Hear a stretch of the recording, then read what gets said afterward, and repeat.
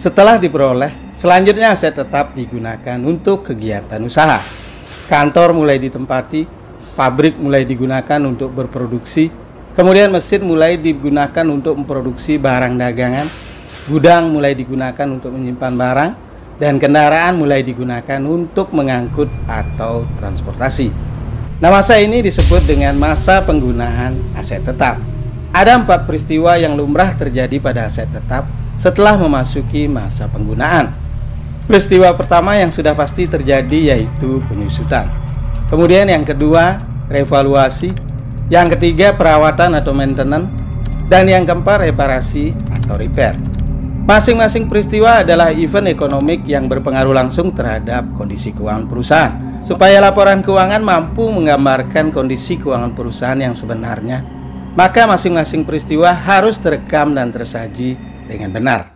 Nah, bagaimana caranya menghitung, mengakui atau menjurnal, dan melaporkan masing-masing peristiwa tersebut? Mulai dari penyusutan, revaluasi, maintenance, dan repair. Saya akan bahas dalam akuntansi aset tetap part 2 ini. Simak terus video ini sampai selesai.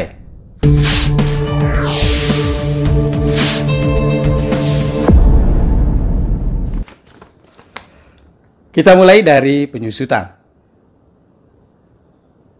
Karena digunakan terus-menerus seiring waktu, paling lambat biasanya di tahun kedua, maka komponen-komponen aset tetap mulai mengalami kondisi haus. Fungsinya menurun, produktivitasnya juga menurun, dan tentu saja nilainya juga ikut turun. Penurunan nilai akibat penggunaan inilah yang disebut dengan penyusutan atau depreciation dan dibebankan sebagai beban penyusutan atau depreciation expense. Menurut Pesaka 16, penyusutan adalah alokasi sistematis jumlah yang dapat disusutkan dari suatu aset selama masa umur manfaatnya. Ada 3 frase penting yang perlu Anda pahami dari definisi ini. Yang pertama, alokasi sistematis. Ini mengandung pengertian bahwa ada metode tertentu yang digunakan untuk menghitung penyusutan. Kemudian yang kedua, umur manfaat atau masa manfaat. Ini adalah perkiraan lamanya aset tetap bisa digunakan. Biasanya dinyatakan dalam satuan tahun, 4 tahun, 6 tahun, 8 tahun, dan seterusnya. Panjang pendeknya umur manfaat suatu aset sangat tergantung pada jenis dan pola pemakaiannya. Sekedar untuk diketahui, Ditjen Pajak mematok 4 kelompok aset tetap berdasarkan umur manfaatnya. Kelompok yang pertama, aset tetap yang memiliki umur manfaat 4 tahun. Misalnya komputer, kemudian furniture yang terbuat dari bahan kayu, dan lain sebagainya. Kelompok kedua, aset tetap yang memiliki masa manfaat 8 tahun. Misalnya sepeda motor, kemudian genset, traktor, kemudian mesin dan peralatan lain yang terbuat dari logam. Kemudian kelompok yang ketiga, aset tetap yang memiliki umur manfaat kurang lebih 12 tahun. Mobil misalnya, kemudian mesin dan peralatan berat, dan lain sebagainya. Dan yang terakhir, kelompok keempat, aset tetap yang memiliki umur manfaat 20 tahun atau lebih. Misalnya bangunan, entah itu bangunan kantor, pabrik, showroom, bengkel, dan lain sebagainya. Kemudian frase yang ketiga, jumlah yang dapat disusutkan. Maksudnya, tidak seluruh harga perolehan aset disusutkan. Ada porsi tertentu, biasanya sebagian kecilnya yang tidak ikut disusutkan. Jumlah yang dapat disusutkan disebut dengan depreciable amount, sedangkan yang tidak ikut disusutkan disebut dengan nilai sisa. Kadang disebut nilai residu. Bahasa Inggrisnya kadang disebut residual value atau salvage value. Jika diekspresikan dalam formula matematis, mungkin sebagai berikut. Jumlah yang dapat disusutkan atau depreciable amount sama dengan harga perolehan atau acquisition cost dikurangi dengan nilai sisa atau salvage value, di mana harga perolehan adalah harga beli ditambah pengeluaran-pengeluaran terkait, dan nilai residu atau salvage value adalah perkiraan nilai yang tersisa pada saat dihentikan nanti. Jika mau, untuk mempermudah pemahaman, nilai sisa atau residual value ini bisa Anda pandang sebagai harga jual ke pemulung pada saat aset sudah menjadi barang rongsokan. Misalnya, harga perolehan 15 komputer PT JAK 150 juta rupiah. Nah, manajemen PT JAK memperkirakan harga jual rongsokan komputer ke pemulung sebesar 1,5 juta rupiah. maka jumlah yang dapat disusutkan sebesar 150 juta rupiah dikurangi 1,5 juta rupiah. Hasilnya 148.500.000 rupiah. Artinya, dari 150 juta harga perolehan komputer yang dapat disusutkan hanya sebesar 148.500.000 rupiah. Sedangkan sisanya 1,5 juta rupiah tidak ikut disusutkan dan disebut sebagai nilai sisa atau salvage value.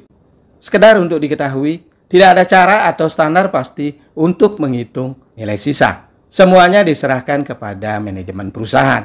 Dalam prakteknya, manajemen perusahaan cenderung tidak memperhitungkan nilai sisa. Dan itu boleh-boleh saja, karena memang tidak dilarang oleh standar. Menurut saya pribadi, jauh lebih penting adalah menghindari pengakuan salvage value yang terlalu besar. Mengapa demikian? Salvage value yang terlalu besar mengakibatkan pengakuan penyusutan yang terlalu kecil, sehingga penyajian laba nantinya akan menjadi overstated atau terlalu besar. Gabungan dari penyusutan selama periode penggunaan, mulai dari diperoleh sampai penghentiannya nanti, disebut dengan akumulasi penyusutan atau depreciation accumulation. Kemudian harga perolehan dikurangi dengan akumulasi penyusutan disebut dengan nilai buku atau book value. Menurut Persaka 16, aset tetap disajikan sebesar nilai bersihnya. Dengan kata lain, aset tetap disajikan di neraca sebesar nilai bukunya. Kemudian kapan aset tetap mulai disusutkan? Menurut Persaka 16 dan IAS 16, aset tetap mulai disusutkan saat pertama kali digunakan dan berkontribusi terhadap pendapatan. Misalnya, tanggal 20 Juni progres bangunan pabrik PT JAK sudah mencapai 80%. Ada bagian-bagian tertentu yang masih proses finishing dan diperkirakan akan selesai 10 Agustus. Namun karena dikejar deadline pengiriman barang, maka manajemen PT JAK nekat mulai menggunakan bangunan pabrik yang belum 100% finish pada tanggal 20 Juni. Jika PT JAK berhasil berproduksi dalam bangunan baru pada tanggal 20 Juni tanpa hambatan yang signifikan, maka bangunan pabrik diasumsikan sudah siap digunakan dan mulai berkontribusi terhadap pendapatan per tanggal 20 Juni. Oleh sebab itu, maka penyusutan gedung sudah harus mulai dihitung per tanggal yang sama, meskipun bangunan belum finish 100%. Kemudian bagaimana caranya menghitung penyusutan dan mengakuinya? PSAK 16 menyarankan 3 cara atau 3 metode. Yang pertama, metode garis lurus atau straight line. Metode ini menghasilkan beban penyusutan yang konstan dan merata selama umur manfaat aset. Cara menghitungnya sederhana saja. Penyusutan per tahun sama dengan harga perolehan dikurangi nilai residu dibagi dengan umur manfaat. Sedangkan penyusutan per bulan sama dengan 1/12 dikali dengan penyusutan per tahun.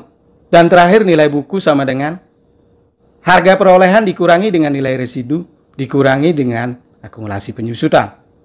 Sebagai contoh kasus, tanggal 20 Juni 2020 PT JAK membeli aset tetap berupa 1 unit laptop dengan harga 10 juta tanpa tambahan pengeluaran apapun.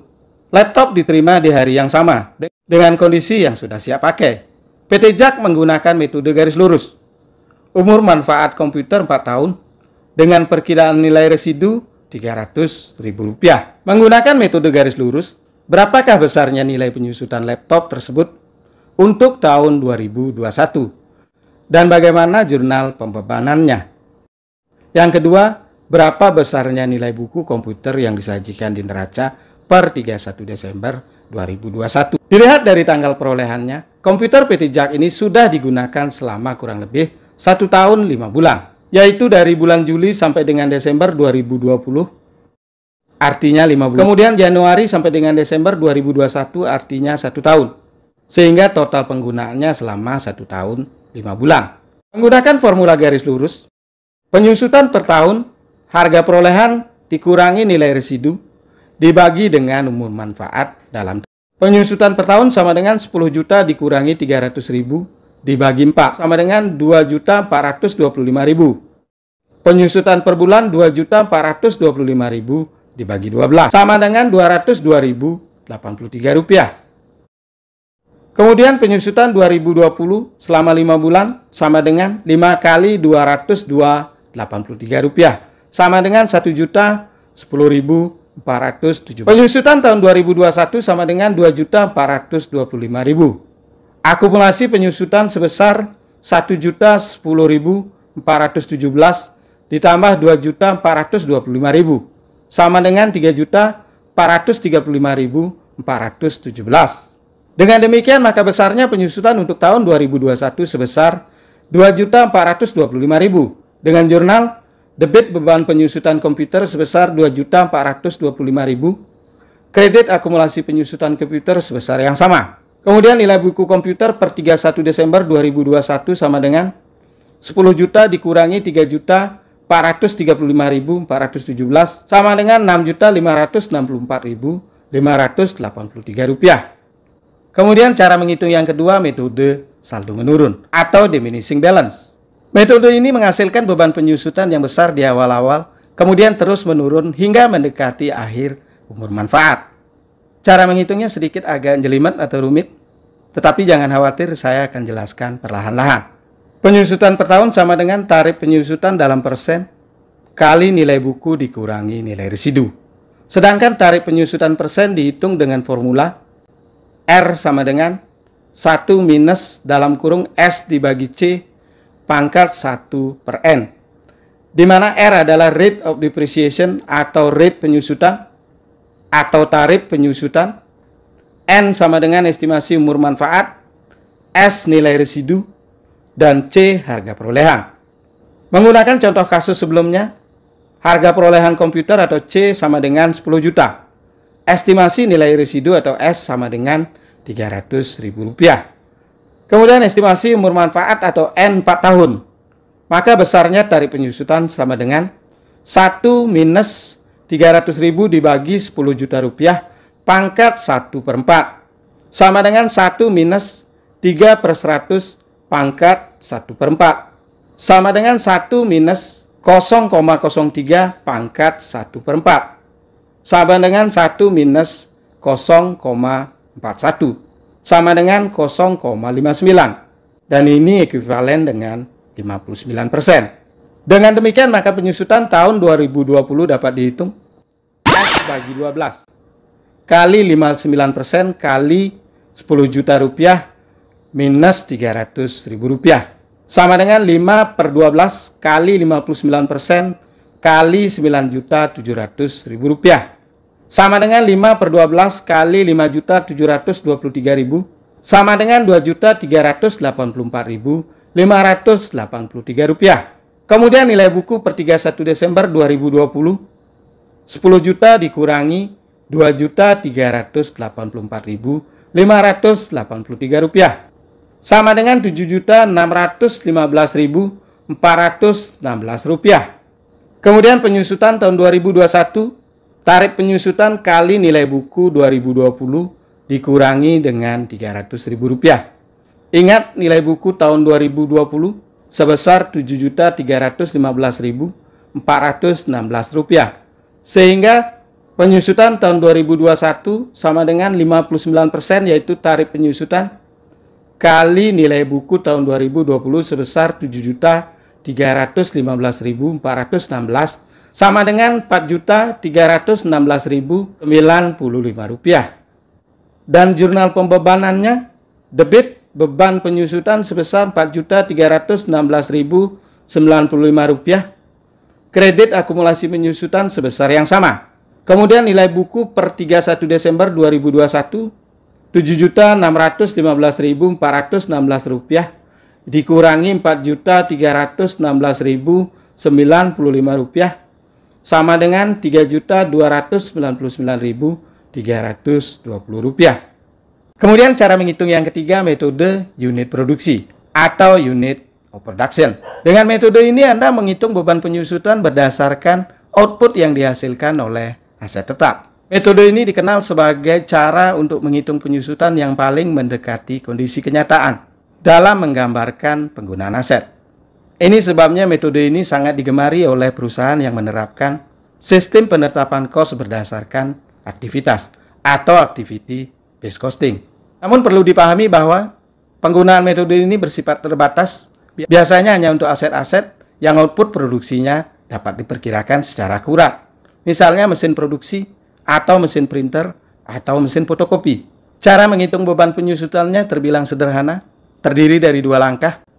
Langkah pertama diperkirakan jumlah unit produksi yang mungkin dihasilkan dari penggunaan aset. Untuk mesin yang kapasitasnya jelas disebutkan dalam manual booknya, Anda bisa pergunakan itu. Misalnya, salah satu mesin PT JAK dirakit dengan biaya perolehan 3.500.000.000 rupiah. Ini diharapkan akan digunakan dalam ekstraksi 1 juta barel minyak. Langkah kedua, hitung beban penyusutan per unit produk. Dengan cara membagi harga perolehan, setelah dikurangi nilai residu jika ada, dengan estimasi jumlah produk yang dihasilkan. Dalam contoh mesin rakitan PT JAK tadi, beban penyusutan per barelnya dapat dihitung. Harga perolehan dibagi total estimasi minyak yang dihasilkan. Sama dengan 3.500.000.000 rupiah dibagi 1 juta barel, sama dengan 3.500 per barel.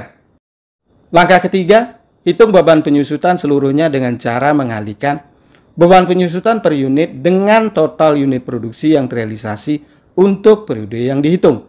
Misalnya, selama bulan pertama, mesin rakitan tersebut berhasil mengekstraksi minyak sebanyak 23.500 barel.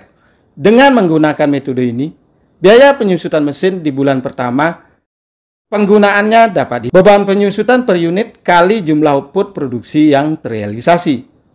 Sama dengan 3.500 kali 23.500 barel. Sama dengan 82.250.000 rupiah. Kemudian jurnalnya, debit beban penyusutan 82.250.000 rupiah. Kredit akumulasi penyusutan dengan nilai yang sama. Jika di bulan kedua berhasil mengekstraksi 50.000 barel misalnya, maka beban penyusutan mesin di bulan kedua sama dengan 3.500 rupiah kali 50.000 barel. Sama dengan 175 juta.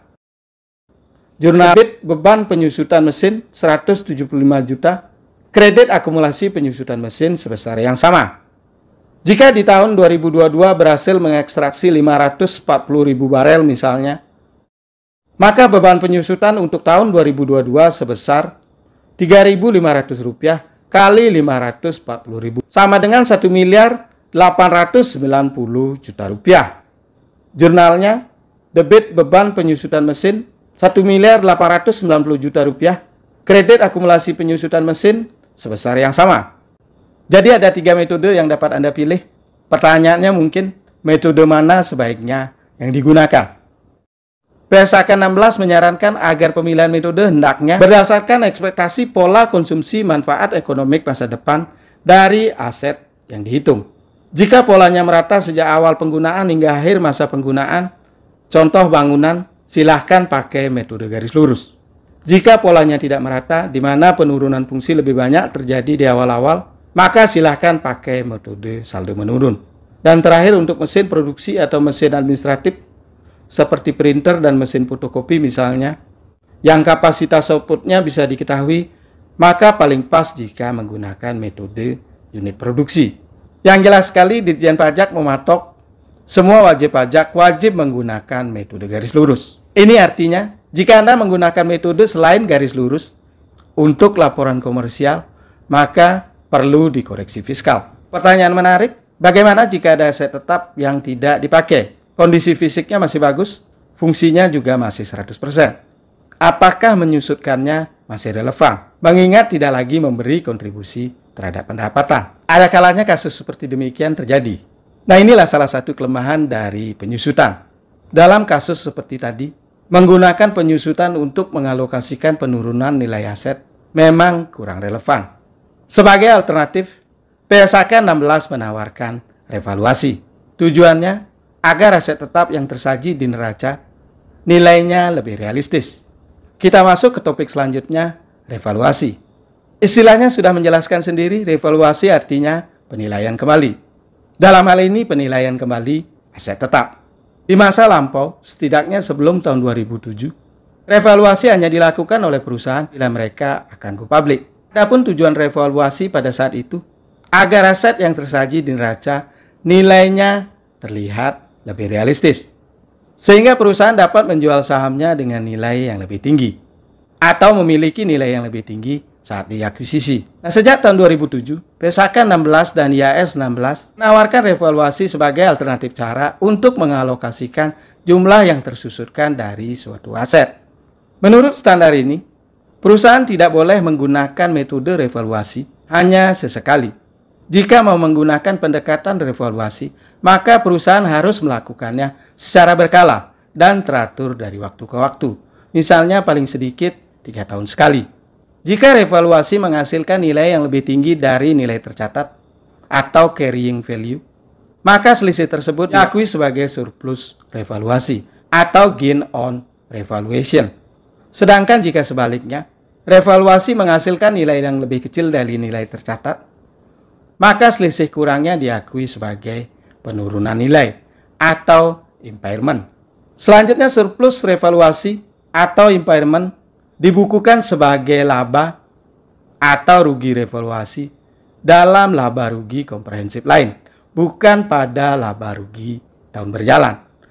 PSAK 16 menekankan agar revaluasi dilakukan secara reguler dan dengan sangat teratur, sehingga revaluasi akan menghasilkan nilai yang tidak jauh dari harga pasar wajarnya. Berdasarkan konsep nilai wajar, harga pasar aktif adalah harga yang paling ideal, yang paling mendekati nilai wajar.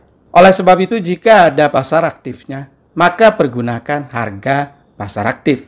Sedangkan jika tidak ada harga pasar aktif, Anda bisa menggunakan harga terkini atau harga aset tetap serupa, atau dengan menggunakan nilai opsi.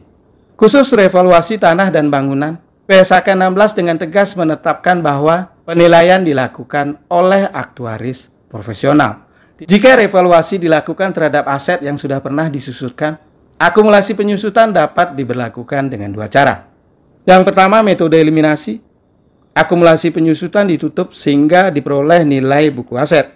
Nilai ini kemudian ditambah atau dikurangi sehingga nilainya menjadi nilai hasil revaluasi aset yang terbaru. Cara yang kedua, metode proporsional. Nilai aset dan akumulasi penyusutan akan dinaikkan atau diturunkan nilainya sebesar rasio revaluasi, yakni rasio nilai hasil revaluasi dengan nilai buku. Bagaimana perpajakan revaluasi? Tidak banyak yang bisa saya sampaikan.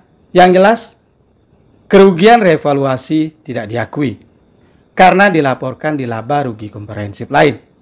Sedangkan bila surplus revaluasi atau laba revaluasi langsung dikenakan PPh final sebesar 10%. Selanjutnya, peristiwa yang ketiga yaitu maintenance atau perawatan. Untuk memperlambat laju penurunan nilai sekaligus menjaga agar kondisi aset tetap prima sehingga operasional perusahaan tetap lancar, maka aset tetap perlu perawatan. Nah, aktivitas merawat aset tetap inilah yang disebut dengan maintenance atau perawatan.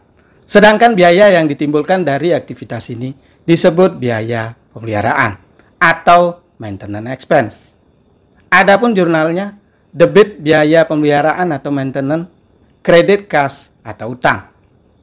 Pengeluaran-pengeluaran yang tergolong maintenance antara lain perawatan rutin seperti pembersihan atau pemberian minyak pelumas atau aktivitas lain yang sifatnya hanya perawatan rutin dengan nilai pengeluaran yang relatif kecil, dilaksanakan secara teratur, dan dilakukan cukup sering. Aktivitas yang selanjutnya adalah repair atau reparasi. Semakin lama digunakan atau semakin sering digunakan, maka akan tiba masanya di mana ada komponen aset tetap yang mengalami kerusakan dan perlu diperbaiki atau diganti. Aktivitas mengganti atau memperbaiki komponen aset inilah yang disebut dengan reparasi atau repair. Apakah pengeluaran reparasi dibebankan langsung atau dikapitalisasi? Tergantung pada beberapa faktor. Pengeluaran reparasi dibebankan langsung bila nilainya kecil, cukup sering terjadi, perkirakan tidak menambah umur aset. Sebaliknya dikapitalisasi bila pengeluarannya cukup besar, komponen yang diganti sifatnya slow moving, dan kejadiannya jarang-jarang. Khusus penggantian komponen utama, blok mesin pada mesin misalnya, atau rangka atap pada bangunan, aktivitas ini disebut dengan overhaul. Adapun pengeluarannya dikapitalisasi. Jurnalnya untuk beban yang sifatnya rutin dibebankan dengan jurnal debit biaya reparasi, kredit kas atau utang. Sedangkan yang sifatnya besar atau overhaul, jurnalnya debit akumulasi penyusutan dan kredit kas atau utang.